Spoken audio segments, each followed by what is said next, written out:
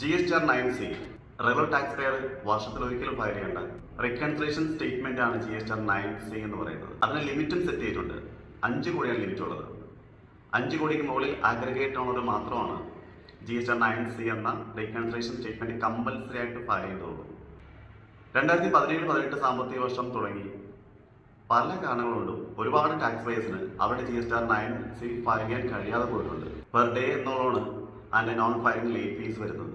അത് പലർക്കും വലിയൊരു സാമ്പത്തിക ബാധ്യതയായിട്ട് വന്നിരിക്കുന്നുണ്ട്. എന്നാൽ 55ാമത് GST കൗൺസിൽ യോഗത്തിലുണ്ടായ ഒരു തീരുമാനമാണ് 2017-18 സാമ്പത്തിക വർഷം തുടങ്ങി 2022-23 സാമ്പത്തിക വർഷം വരെ GSTR 9C റിട്ടേൺ ഫയൽ ചെയ്യാത്തത് കൊണ്ട് വന്നിരിക്കുന്ന ലേറ്റ് ഫീസുകൾ ഒഴിവാക്കുക എന്നുള്ളത്.